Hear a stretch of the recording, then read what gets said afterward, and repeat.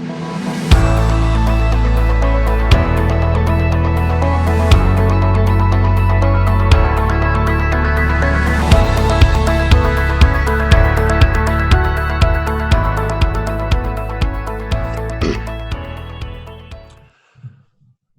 right, welcome to the first episode of What's Working Now. This is a brand new webcast. I don't know if maybe that's the right word for it. We were discussing before we got on about whether or not webcast or podcast is really the right term for this.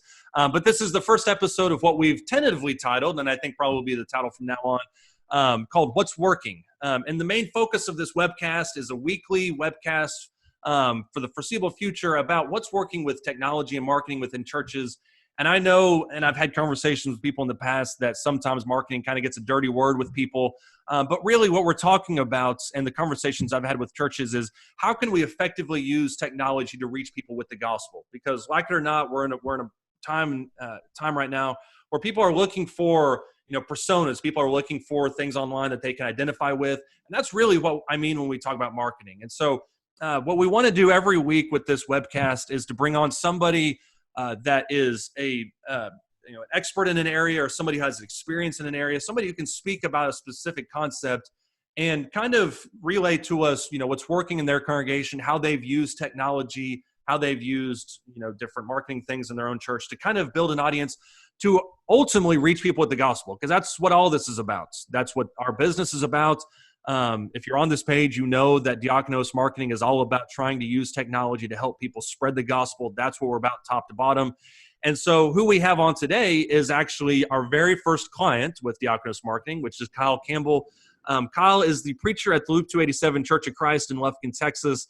And this is probably a little self-serving because I have a close relationship with Kyle. Not every guest we have on this show will eventually be somebody that I'm super familiar with. But I'm very familiar with Kyle. I actually trained under Kyle for 2 years back in 2007, 2009, which feels like a lifetime ago. It feels, a long time ago when I was standing at the Loop 287 Church and training with him, having 5 or 6 weekly classes with both him and Jim McDonald. Shane Millard, who preaches for the North Hickson Church of Christ in Hickson, Tennessee, was there with us too. That feels like a lifetime ago, but I still think of those as some of, at least my favorite years. I don't know if Kyle could, speak to that too. I'll let him, talk about that if he wants to. What did you think about that time period? Was that rough for you, or was that as fun for you as it was for me? Oh, it was so much fun because you guys were the second round of young men that we've had, and with everyone, with the different personalities, it's just fun getting to know everyone and then seeing, how can I make a difference in their life? How can I set them up to be successful, of course, first and foremost, in preaching and promoting the gospel? So it was a lot of fun. Right. Yeah, and I remember the first conversation we had when I was, I don't know if trying out is the right word, but I was meeting the elders to talk about, taking the training program there. It was all the elders, and then it was you sitting there in the corner. And they asked me if I would always be a preacher, because I know that, not everybody that sets out to become a preacher stays being a preacher. I remember telling you then, and everybody then, that there will always be involved in the gospel in some way. And so I kind of see this as a logical extension of that conversation. You didn't make it easy on us. I remember tests. I remember memorizations. I remember numerous classes. But the one thing that, if you don't know Kyle, if you're listening to this webcast, you don't know Kyle, one thing you need to know about him is he's very, very, very well prepared for everything. There's very few times we ever catch Kyle flat-footed on something. And so that's kind of why I wanted him to be the first guest on this webcast, because I know Kyle has a lot of experience. He has a huge passion for the gospel. I remember, I don't know if this dates us or not, but I remember you calling me up one day because of an ad that you had placed in the newspaper that somebody had responded to wanting to study the gospel. And literally 3 hours later, me and you found ourselves in some random stranger's living room with a huge Doberman, I think it was, sitting next to me. That was probably my size, and I'm 6'4", sitting next to me. And you're just in the middle of this Bible discussion about biblical prophecy and how Haggai weaves in with Revelation or whatever it was. And I'm just trying to make sure that I don't get killed by this gigantic dog. But that's the passion that I know you have for evangelism. And so as long as I've known you, you've always had this desire to spread the gospel basically through any means. And so what I was hoping you could do, and I wanted to give a brief introduction, talk about you, where you came from, how you ended up at Loop 287 in the first place. What made you want to start preaching? Because I think for everybody, at least that I've talked to in my life, and I've been now at Hillside for about 10 and a half years, everybody's story is different. Why you preach and why you wanted to be an evangelist in the first place. So just speak to that if you don't mind. Well, I'm at the Loop 287 Church of Christ now in Lufkin, Texas. Coming up in June, that I will start my 16th year. So I've been with it for a good long time. Before that, I was in Tennessee for 9 years and then in Kentucky for about 3 years. So all told, Wow. I think I'm about 28 years now into preaching. Okay. When I first went to college in Tennessee, Middle Tennessee State University, I majored in accounting and finished that and actually went into the accounting field. And it was great. I mean, it was fine, but it didn't take me long for me to realize, maybe there's something else that I can do with my life, maybe something nobler that I can do with my life. Probably not more financially advantageous. I'll have to admit, there are moments in my life when I sit here and think, man, if I would have just started in an accounting firm, 28 years now, I would have been a managing partner. The financial rewards would have been a little bit higher, but I don't think I could have ever had the satisfaction in my life that I have now. And I know that lots of preachers have really, really difficult works, and I've had difficult sections in works that I've been in. But overall, I think most preachers would say it's been a very, very rewarding life. Yeah. And that's not to say that, accounting is a dishonorable profession at all. And I know that's not at all what you mean. But as I remember Jim McDonald, as Jim McDonald talking about several times, you should preach because it's the only thing that you have to do it with your life. It's as Jeremiah talked about, it's a burning desire deep in your bones. And it's something that you have to do. And so I certainly see where you're coming from. I think every preacher, if we're being honest, has had that moment where we're like, man, if only I had blank. And fortunately for me, I get to kind of live out my dream because I went to school for marketing. So I kind of get to live that dream out right now with what we're doing with Diakonos. But I remember you using your accounting skills. One of the sessions you had with me and Shane, or Shane and I for the grammar people out there, was how to do your taxes, which is, I don't know if that's talked about in a lot of training programs, but I think it should be involved in every training program. How to structure your paychecks, how to talk to churches about how to structure those things. Maybe we'll have somebody on, maybe we'll have you on later that can kind of speak to that. But I think that's something a lot of churches and a lot of preachers can benefit from too. So I definitely can see you using that, but I agree with you. Preaching becomes something that you have to do. And I think if you can find ways to use your experience inside of that, I think that's definitely pretty valuable. And I've had all kinds of friends from denominations ask me about my calling. Yeah. And of course, we all understand, and most of us who are going to be listening to this webcast are going to understand that our idea of calling is very different than theirs. Yeah. But what I tell them is that I just got to a point where I felt like this is what I have to do. Because you mentioned the term burning desire, and I think that's actually a really good way to describe it. Yeah.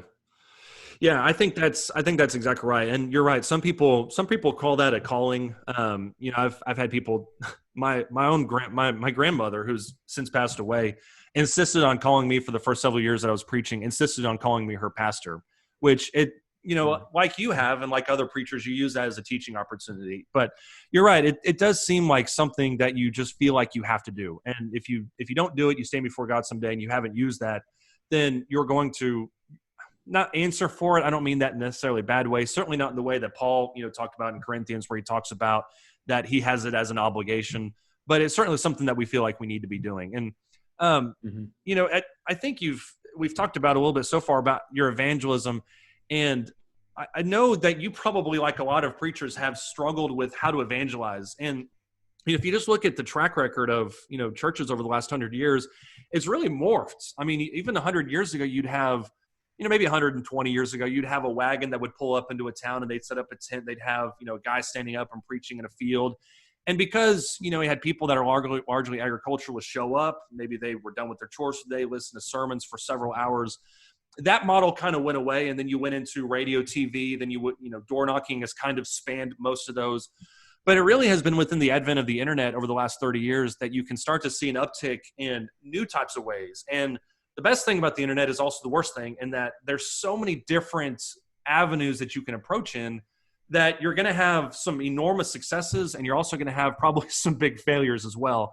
So what I was hoping you could speak about just for a minute is where some methods that you've used pre-Facebook, because that's kind of where I want to spend most of our time this morning.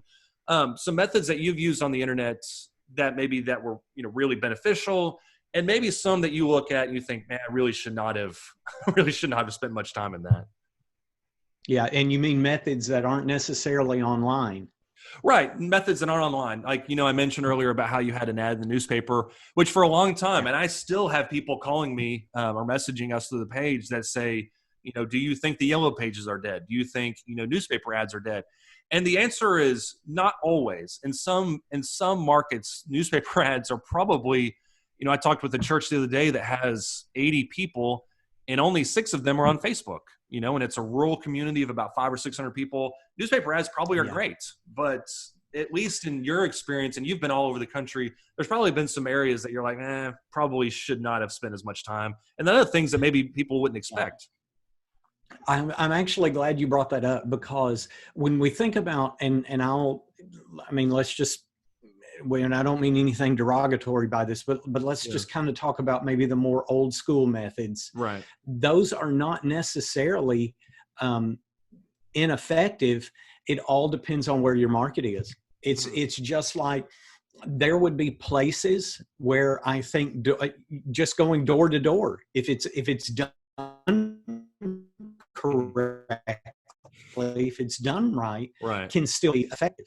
But as we're looking at a society now in 2020, you know, digital is the future. I mean, it really is. We've run the gamut on, at least at the Loop here. And then when I span all the way back to all of my experience, I've kind of spanned a lot of different techniques, from newspaper, even to a little bit of television, but also radio advertising, all kinds of print media, door to door, all of that. Right. And, you know, now it's just becoming more and more important, I think, for me at my age, to realize I need to be trying to reach out to where people actually are. So if I think about someone who's kind of looking at the romanticism of the past, for example, and they think, well, boy, I wish that we could just stand on a street corner now and proclaim the gospel. You can, but you've got to do it digitally, because that's your street corner now. Right.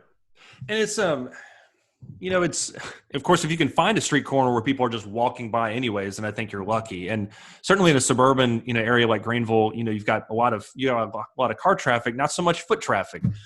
Maybe New York City is a little bit different, but like you, I remember at school at SFA in Nacogdoches, Texas, there was a guy that, you know, did street corner evangelism, and he was harassed more oftentimes than not. And nobody took him seriously. To my knowledge, he never, you know, had any kind of lengthy conversation with anybody. But you're right. I think when you think about evangelism, you know, door knocking has its place. I remember, you know, as a kid growing up in Amarillo, whenever a gospel meeting would start, or, you know, the Saturday before a gospel meeting, I would put on my rollerblades with everybody else, you know, all the other kids from church, and we'd go canvass the neighborhood up and down and put flyers. I have no idea how much that helped. I was, you know, 10, 12 years old. But I think your point of going to where people are at is true. You know, one of the things that has stuck in my mind is whenever Paul entered into a town, almost always the first place he went was the synagogues. And I think the reason for that is because that's where, as I remember one person saying, that's where the ready-made Christians are at. These are people with a background in religion that are already attentive towards God, that are already devoted towards him. And I don't want to say they're low-hanging fruit, but he knew that he could have a lot of success right off the bat. But it speaks to your point of going to where the people are at. And I think that's a really strong motivator when we talk about the website, when we talk about social media, email, that kind of thing. It's where are people at now? And the answer is they're online. Yeah, and and I would just follow that up. Even at my age, and I don't mind telling everyone out there that I'm 51. Hmm. I I can't tell you the last time I have picked up a physical book, Hmm. whether it's the yellow pages or it's the, it's the, I forget who does it, but it's the Church of Christ directory. Right. If someone says we're going to Wyoming for vacation, is there a Right. place where I can't tell you the last time I physically touched a book to find something. Right. It's all digital, it's all online. And that's just the world in Yeah. which we live now. Yeah, and that's not to say there aren't people like that still do. Certainly, there's lots of people that do, but as you mentioned, that's not where the world is going. And you always kind of want to skate Yeah. toward. You always kind of want to skate to where the puck is headed, as opposed to kind of staying back and staying behind. And Um, that's not to say, and again, in just bringing up just making this one last comment mhm. about some of those older methods, it's not that maybe saying that they're dead maybe goes a little too far, Right. but just saying that compared to what we have now, Hmm. I think you can adequately say they are quite ineffective. Right. There'll be some markets in the country where one of them kind of pops Yeah. compared to the other, but relatively speaking, Yeah. if we're going to spend the Lord's money, I think the wisest way to do it is digitally now. Yeah, and it goes back to the idea of stewardship. It goes back to the idea of efficiency. It's how can we most effectively reach the gospel? Somebody made a comment on a post or an ad that we had on our Facebook page, our Diakonos page, where they asked or where they said something, but I think they said, imagine if Paul the Apostle or Jesus had social media. Imagine if they had websites. Imagine what they could do with it. And I think that's something worth pondering. Getting to Facebook. I know that y'all are on Facebook, and we work with y'all with helping with your social media presence. Although I have to admit that you do a lot of it yourself. We tried to, when we started this company, we tried to not be so much as a management where we kind of overtake and you just kind of stay in the dark, but to kind of work with churches, because a lot of being on social media is about being social. It's about being visible. It's about Yeah. personality, and so we prefer a more of a coaching kind of experience as opposed to just kind of overhauling everything. Now we do certain of that, obviously, but you've done a fantastic job with creating posts that are really engaging. I know that you've had a lot of response. You have emails or messages that come through your page now. Your likes count has, I think, quadrupled in the last 3 months, which is saying something because Yeah. you're already at 300 or 400 to begin with. So I guess what I wanted to kind of lead into this whole discussion with is, we all know that Facebook especially is huge. I think the world population, 7.5 billion people, almost half of that counts themselves as a monthly active user on Facebook. So Yeah. to our point earlier, you cannot have more of an effective reach than if you were on something as simple as Facebook. Even just being on Facebook automatically kind of multiplies your reach exponentially. Was that your initial reason for getting on, or was there something else that kind of motivated y'all to start a page and to start a group and things like that? I started our page 10 years ago, maybe now about 11 years ago. And the initial reason was basically to try to get the congregation more well known in the area of Lufkin. Right. Um, I kind of liken digital marketing and brand awareness, and maybe we need to circle back to that term Yeah. later on, in a similar vein as I would just thinking about the physical facilities. Right. So here's a congregation, and they spend the Lord's money to buy property and to put up a building. And then people come and visit you, and the yard's not mowed Yeah. and the carpet hasn't been vacuumed and stuff like that. What message does that send? Well, it Yeah. basically kind of sends the message that you don't really care. Right. So I didn't want anyone who was moving into our city to look online and think, well, the congregation just doesn't really seem like it cares, because that's the first area of interaction. Hmm. It's going to be something that's digital. Now, Right. you may have some people who drive past a building and look and decide we're going to go and look there. And so in those cases, the yard does need to be mowed. Yeah. But most of the time, it's going to be digital. And I wanted there to be some kind of presence where people could see the Luke 287 congregation really cares about teaching truth and spreading truth. Right. Yeah. And that's, you mentioned brand awareness earlier. And I think what you just mentioned kind of speaks into that, because it's, people, and I mean this very respectfully, but there's a lot of people that say, if you preach the truth, people will show up. And I totally agree with that. The truth needs to be the foremost. It needs to be the center point. And everything that we do when we work with churches, it needs to be the focal point. And you can't, one of the best marketing failures, if you can put it that way, was the Edsel back in the 50s, where, they wanted to name a car after Edsel Ford. Well, they put all the resources behind it, but it was just a terrible car. And no amount of marketing can help a church if they're not willing to take. I'm sorry?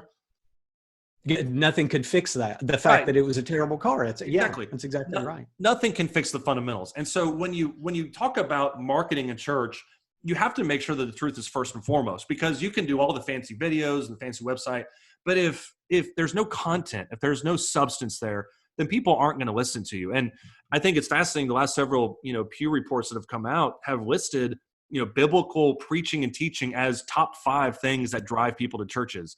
And so sometimes we think about, well, we're losing people to denominations because they've got, water slides, and they've got ski trips, and they've got, fellowship halls and basketball gyms. That's not what people really fundamentally want in a church, because they can find that anywhere. So when we talk about brand awareness, when we talk about marketing, what we're literally describing is exactly what you just mentioned, which is putting the best physical face on that we can reach people. Paul talks about in Corinthians about, to the Jews I became as a Jew so that I might win the Jews. To the Greeks I became as a Greek. And it matters. It matters, of course, in that passage, how you approach people. And that's essentially what we do with every church. You find churches that have websites, and I don't want to speak to design because that's not necessarily my strong suit, but that are not very efficient. Buttons that are hard to find. You find website or Facebook pages that are not optimized. They're still advertising a gospel meeting from 4 years ago, and it just doesn't bring up a good face. And I think there's a lot of people that have a lot of good intentions about it, but that just don't know what the first step is going to be. And I know that you, in your last 10 years, you've done a lot of fantastic work, but you've also tried a whole bunch of different things. But it wasn't, but I think you would agree that having a more concentrated, intentional approach and step by step has helped you quite a bit. And that's something that you had already established well before we started talking. And it made it very easy for us to come in and just kind of make little tweaks here and there.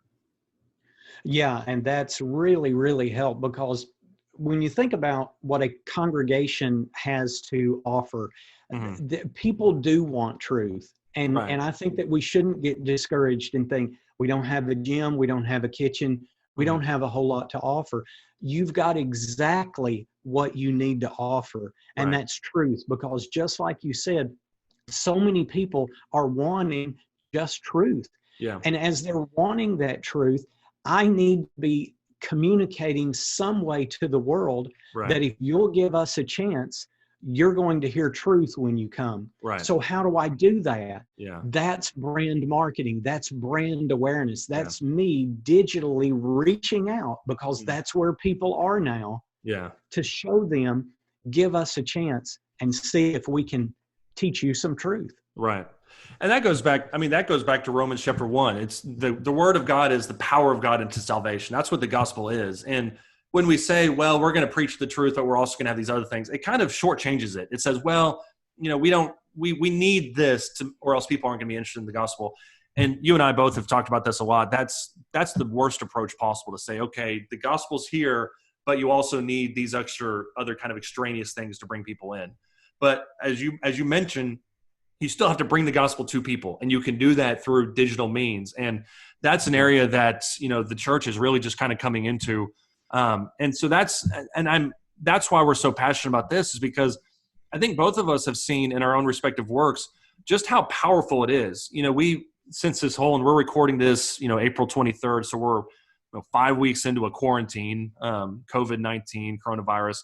So churches are moving online, at least temporarily. Some churches are, meeting in small groups. I know you guys are doing something very unique, which is y'all are meeting, I think 7 or 8 different services throughout the day. 7. Seven different services during the day. Mm-hmm. 7 different services on Sunday morning, starting at 7 and ending at 2. And they're, 8, 9, 10 people. And you're all doing your kind of social distancing thing. And there's churches that are doing a bunch of different things. But the one thing that all of us, and even you and other churches who are still fortunate enough to meet in person, everybody now is having this awakening of what is possible by using the internet, by using Facebook. And I think it's really opening up a lot of people's eyes.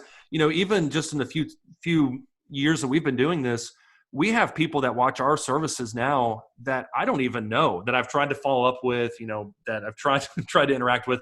They don't really want to interact with me, but they're there every time the digital doors are open. They're watching every service. They watch every class. They read all of our content. And so I know that somewhere down the road, we're going to be able to hopefully reach that person. And I don't think I would have ever been able to reach that person, at least this quickly, had it not been for the reach through Facebook. And I know you've seen the same thing, and it's really encouraging. Yeah, and the only one little extra part that I would add to that, and something that I've become really excited about in the last year, is now that we've moved over to doing a little bit more as far as video is concerned, Mm-hmm. it's given us a reach into other countries, Mm-hmm. mainly 3 of them: Africa, India, and the Philippines. Right. And what that has given us the opportunity to do is to spread that truth to a lot of people who don't have truth. They've been following doctrines that the Bible doesn't teach. Mm-hmm. But what Facebook has allowed me to do is to now make inroads into that. I'm sitting here looking at my phone, and I've got about 4 messages now that I could sit here and actually respond to and reply to, trying to move people closer to truth. Now, right. It's not down the street from the church building, Mm-hmm. but truth is truth, and right. people still need it. And hands down, I would not have had that opportunity. Mm-hmm. It would not have existed. So when you think about people getting truth, remember, truth is more than just what we're finding right outside our door. There are people who are needing to be saved, and I can use Facebook almost for free. Yeah. And be able to make a difference, not just in their lives, mm-hmm. but then when you think about generationally, those people are going to raise children, and those children can become Christians. Yeah. And the good that can be done by reaching out digitally mm-hmm. is just enormous. Yeah. And I think that's going to be one of the biggest shifts that we'll see in the next 5-10 years, is a local church that's still very much local in all the scriptural terms, uses of the term. It's local in autonomy, it's local in worship, it's local in membership, all the different terms. But you're going to have people from overseas that are interacting with your content, interacting with your videos, and messaging you. Because as you mentioned, and I think this is one of the strongest uses for social media, is when you think about our brethren that are overseas, and I know the tide can very, very easily switch. It could be, 30 years from now, the Philippines is one of the most prosperous nations, and the United States is, exactly the opposite. But at least right now, the interaction that we can have with our brethren overseas, and the ability that we have to, give them content and get content from them is amazing. Just last night, because I've been able to go over with Jim to the Philippines a couple of times. So I have Facebook friends that are over there that are preachers. Just last night, I watched part of a video from Wardy Salunga, who was teaching the gospel, via Facebook Live. And I know that might not have been possible because of technology or because of, simple geography. But what Facebook allows us to do is interact with each other. It allows us to share content. And I learned quite a bit from his lesson last night. But it allows us to share content back and forth. And I think a big selling point for a lot of people is that it's free. The fact that you can interact with Christians around the world, and the fact that you can help. Because I think one of the people that you mentioned, or maybe you're going to talk about in a second, I think it's the man from Nigeria that found you on Facebook, or that found the church via Facebook. And you're now helping him go into another part of Nigeria to preach the gospel. And he's making 70, 80 mile round trips, every week or every day, even, to help spread the gospel. I don't want to say that's not going to be possible before Facebook, because that makes Facebook out to be almost like a god, like an idol, but it would have been very tough to do it without the technology that we have available to us. it would have been very, very difficult. But, Yeah. now over the last year, I can look back and it's just baptism after baptism after baptism Right. that this one person has been able to do. And it's not that Facebook is an ongoing part of that, but it was Facebook that initially introduced us to one another. Right. And then from there, the relationship blossomed, trust developed, and then he's able to go out, and in large part because of what the Luke 287 Church of Christ can do, Right. and then see a lot of people all over that area of Nigeria who are being saved. Yeah. And one thing when you'd mentioned Lordy, this is something else that a church needs to think about. So a congregation is setting up and they're doing live videos and they're doing a Facebook page and they're doing all of that just for the purpose of reaching people in their community. And that, I think, is honestly the first and foremost reason why you do it. Right. But you need to remember that other people around the world are watching you. It's kind of like we're being a light, but we're not just a light to Lufkin or where you live. We're a light to somewhere else. So now these men who are across the ocean somewhere, they're saying, oh, well, Brady's doing that. Well, maybe I can do that. Yeah. And so what he's now doing, because of you, he's now trying his very best to spread the gospel in his area because he's been inspired by what your congregation is doing online. Right. And I think that's fantastic. And it helps. It does. The beauty of it is you reach people that probably would have never found you otherwise. It's not only is the international reach so fantastic and so amazing, but I think you also have people in your local community that we all know really well. I mean, you mentioned friends that are in denominations and friends in your community. I have friends in Greenville that know I'm a preacher, but will never step foot inside our church building. And I can't count to you over the last 5 weeks that we've been doing exclusively online services, how many of those people I've seen tick into our services that are listening to me preach, that have never, that once again knew I was a preacher, but never have set foot in Hillside, no matter how many times you talk to them about the gospel. And it's kind of, there's an adage in marketing, it's called the 7 touches. And you need to interact with somebody on average about 7 times before they're going to buy your product. And I think that same marketing approach applies to Christian or to evangelism too. Not that we're trying to sell anything to anybody, but people need to be exposed to you multiple times before they're willing to, make changes. And that's not to discount, these Pentecosts where you talk to somebody one time and all of a sudden they're a Christian.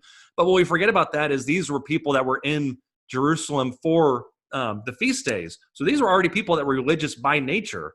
And so people need to be exposed to religion. They need to be exposed to Christianity, but they need to be exposed towards the truth. In some cases, several times before they're willing, to be baptized and become obedient. So I think what Facebook allows us to do is it allows us to become that source of that kind of constant drip. And it's just, as you mentioned, it's really encouraging to see. Not only our hyper local reach, but also our global reach. I think it's just been really encouraging. And I'm glad you brought that up because I hadn't thought about that in this run up to this interview. It's hard for you and I to understand this because we're not in that position. Right. But most of us have church buildings. And if we don't have church buildings, then we've got a rented space somewhere. And why do we have that? Well, because it works. That's, that's why we have church buildings. It's because over all of this span of history, we find that's what's the most conducive way to do things and to be able to assemble and stuff. It's just the most efficient way to do it. And having someone make that step into the building is a big deal. Right. Now, why is that? Brady, honestly, I don't know because I've not been in that position. I can't sit here and pontificate as to why it's difficult for the person to make that last step into a church building. Right. There are probably plenty of people who could tell us, but I'm just not one of them. Yeah. So what I can do by using Facebook is to allow that person to have exposure to what the Luke congregation is about, what we're going to be teaching, what they would hear, and even, of course, through video and through pictures, what they would even see when they walk into the building. And that may in some way take away a little bit of that barrier. So Yeah. now I'm just using the most efficient means possible to remove some of the barrier to someone hearing truth. Yeah. The hindrance that I think a lot of people have is Christianity, especially in Greenville, or I'm sorry, in America. Christianity is so ingrained inside of our culture that to become a member of a church is almost to change your identity. And I mean that in a strictly non-religious sense. And so the idea that somebody would change churches, and especially in families that have been Lutheran their whole life, going back 4 or 5 generations, that represents a pretty big paradigm shift in their life. And they're not willing to make that change willy-nilly. And I think for a lot of people, that fear of the unknown creeps in. What's the building like? And that's why, on your website and other websites that we work with, we try to implement pictures of the local congregation on the website, because that knocks down a whole bunch of walls that they don't walk in and they think, what does the building look like? What do the people look like? And that is a hesitation for a lot of people. But with Facebook, with the website, and even too, you're able to knock down those walls and establish that first step. We've lived in our neighborhood in Greenville for I think 6 years at this point, and we've had the same neighbors, and I love all of our neighbors. We're really, really close with them. We have the kids the same age and stuff like that. But one of our neighbors, who has never talked to me about the gospel ever, I know he drives into a big, I can't remember what mega church it is in Dallas. There's like 2 or 3 of them, but he drives in, and it's a church of 10,000 people. And it's a great guy. I love this guy to death. I was talking with him the other day. He has never once ever mentioned God to me, ever. He knows what I do. I know he goes to this church. Yesterday we had a conversation where he mentioned, at least, in the same 10-minute conversation, how much he's spending time in prayer and how much he wants, is hoping that God can lift this coronavirus and stuff like that. And I know that there's lots of conversations you can have around that conversation, but at least that door has been cracked a little bit. And I know, because I've watched our live feed, I know that he's been watching us. And yeah. I think that's, we tend to think of evangelism as being all or nothing, when in reality, all we really need is just a little bit of a cracked door.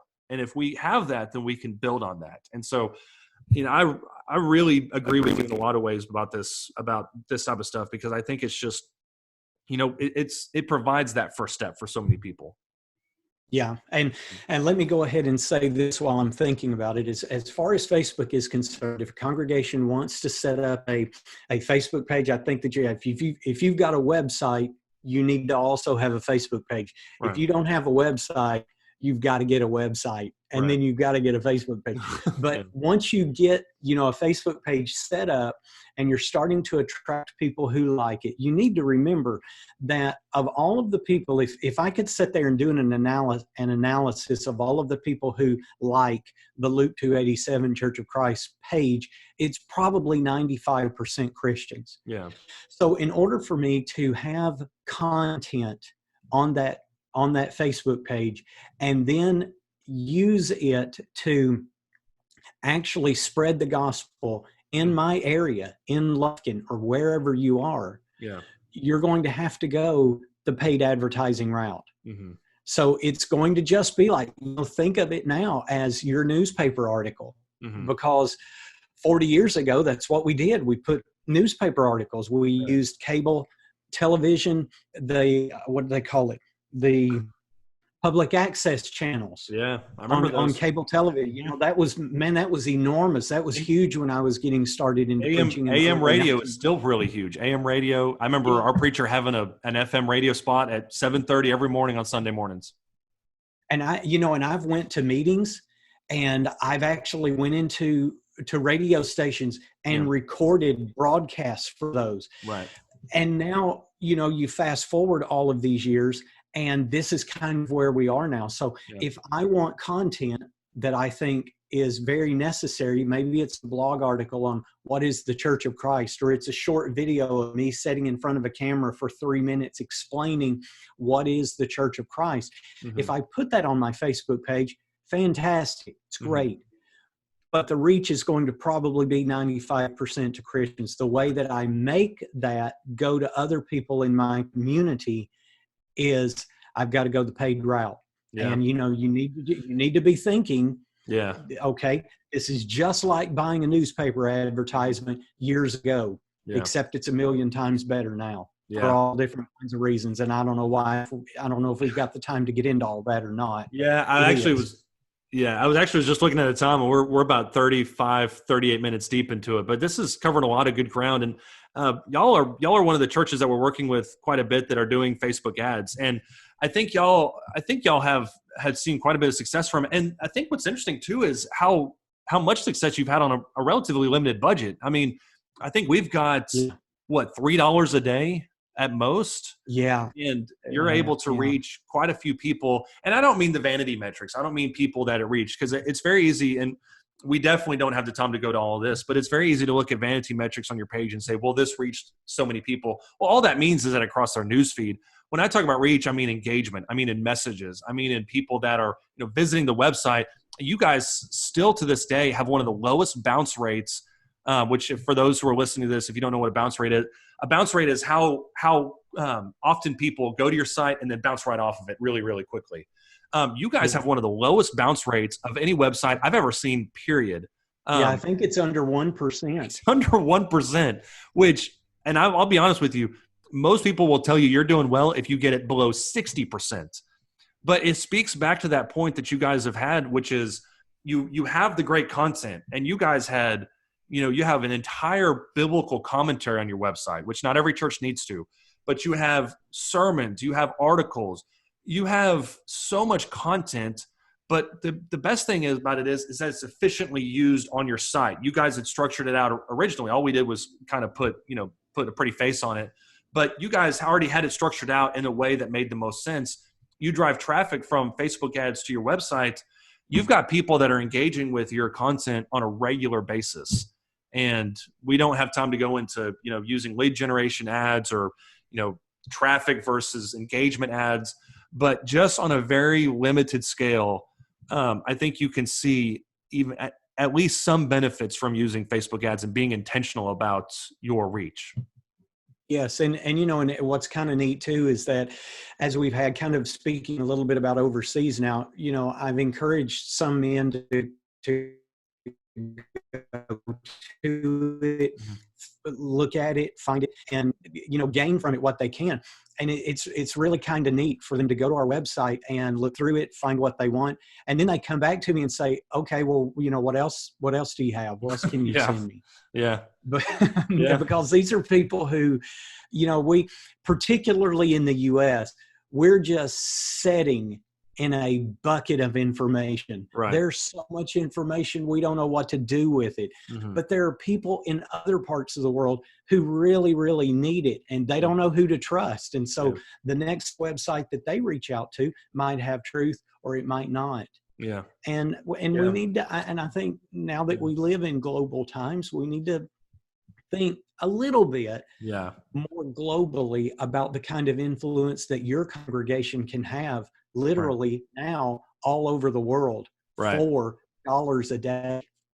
Yeah, it's true. And the ads that we're running for the Loop are geo-targeted to your area. So I think we've got it, 30 miles around Side Lufkin. And so the reach obviously could be higher, but you're able to interact. And we've also, and I don't want to get too far into the weeds here on this, but we've got a pixel set up on your website, so you'll be able to retarget those people that are visiting your site and have those multiple touches. But you're right. Not only do you have it in that kind of geolocal sense, but you also have it in a global sense. And that's really the power of Facebook, social media. I remember it wasn't that long ago that you would send books overseas to preachers. You would, I think on one trip that we took, we took, folders of, handouts of pamphlets or of, commentaries or whatever. And you don't need to do that anymore. And one of the amazing secrets, if you can use that word, about this is that you can have a whole evangelism system set up, relatively minimal cost, where you can target people in a certain demographic that interact with your Facebook page, go to your website and spend time reading your content, and then read about you and know about who you are. And all these things are automated, number one, but they're invisible. You don't know that it's happening. And so much of evangelism throughout this course of human history has been face-to-face, active. It's intentional. Me talking to you, word of mouth and pamphlets being passed around. That's one thing. But so much of evangelism has been has been direct. And now you have these indirect ways using digital technology that you can help people interact with the gospel that is just so powerful. And it's relatively easy to set up, relatively cost inefficient to set up, but it does a world of good. And it excites me to think about where we'll be 10 years from now in the church if we utilize these assets correctly. Yes, and I would just kind of say to, I'd already mentioned my age. So when you think about men who maybe are just a little bit older, and these are men who are probably going to be the decision makers in a congregation, can we spend a few $100s? Can we spend a few $1,000s in this? Think about it in this way. If we were looking at this 40 years ago, then we would have something like newspaper articles. We would have maybe a radio program. I mean, those still do remarkably well in the Philippines. Right. We might even do something with cable access. And all of those, of course, were incredibly widespread ways. Yeah.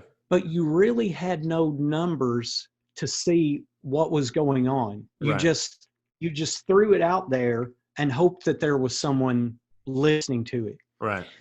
Now, the interesting part about what technology has done for us in the last 40 years is that not only can I reach out to someone cheaper per person, but now just with Facebook, I've got so many metrics. I can see that when I set it within that 30-mile radius, I can see what people are responding to. I can see how many people are responding. I can see how many people are clicking on my map to figure out where we're located in Lufkin. Yeah. It's just amazing. Yeah, it is. There's so many tools at our disposal, and Facebook is one of them. And I would argue probably one of the most powerful. But you're right. There's just so many tools at our disposal that And once again, not to run back to that same statement that we mentioned earlier, how some people say, if I just preach the truth, people will come. Totally agree with that. Don't disagree with that one bit. But as Romans 10 talks about, how are they going to hear unless they're sent? I mean, people are not going to hear the gospel unless we try to reach them in the first place. If Paul had that attitude of just staying in, Damascus and Jerusalem and, Antioch, and just saying, I'm going to stay here and I'm going to let Asia Minor kind of evangelize itself, that wouldn't have worked then. He needed to be intentional. And I think we do too. And I appreciate you coming on and talking about all this, because this is a passion of both of ours. And it's something that we're just now beginning to scratch the surface of, especially with the potential. But man, what good it's done so far in the kingdom, just with, what we've been able to do so far. And I say we as churches, not we as me and you necessarily. Yeah. And I am totally convinced that we as churches throughout the centuries have used tools at their disposal. Right. To go out and spread the gospel. Right. And whether that was a street corner or whether it was a horse and buggy back in the 1800s, today in 2020, this is our tool at our disposal. Right. And as it turns out, it's a pretty effective one, and it's a pretty cost-effective one. Right. So I can't say it enough that I think that congregations need to have some kind of digital presence. I think that's the future. They need to have a website. I think that they need to look at actively reaching out through various social media means. Yeah, I agree with that totally. All right. Well, this has been a good conversation. We're approaching, by my watch, the 45 minutes mark. And so we're going to go ahead and end it right now. But I want to give you an opportunity to say anything more. If there's one message that you have to everybody that may be listening to this, and there's people that come from all walks of life, people from churches all over America, possibly even the world. So if there's one bit of advice you would give to people about Facebook pages, Facebook ads, digital evangelism in general, I want to give you an opportunity to have the last word. Well, I think the number one thing that I would say as far as reaching out is to do something consistent. Now, whether it's just a small graphic, whether you're putting a biblical quote from a verse, it's something consistent, because it is a little disheartening, honestly, to look at a website and see that it was last updated in 2017, or to look on a church's Facebook page and see that the last post was somewhere in 2016. Right. So if you choose to go this means, and I really, really encourage you to do it, Make sure that you're consistently using it and that you're consistently reaching out to people, because that means more than you think. It's just like, again, I go back to the mowing. I don't know why I've got mowing yards on my mind, but every week we got to mow the yard because that's what it takes to make it look presentable. Mhm. And in this digital life now that we have, we need to make sure that we're consistently doing something, Right. because that shows people that we care. Right. We care for them to see the truth and hear the truth and know the truth. Yeah, I agree with that. All right. Well, I appreciate your time. This has been a really engaging conversation. I've really enjoyed it. We're going to try to do these, as we mentioned at the beginning of the hour, try to do these every week to try and bring somebody on that has experience or expertise in a certain area and talk about something that we as churches can be doing better evangelistically, something we can do better organizationally, but all about how we can use technology and marketing to advance the gospel, because that's what we're about at Diakonos Marketing. But that's really what we're about as preachers. That's what we're about as Christians. And not everybody we have on will be a preacher. But the one thing that all of us will have in common is that we're passionate about bringing the gospel to other people. So, Kyle, I appreciate your time. I appreciate your spending time with us. I know you're a busy man, but I will go ahead and let you go, and we'll go ahead and end the recording. Oh, thanks. Thanks for having me.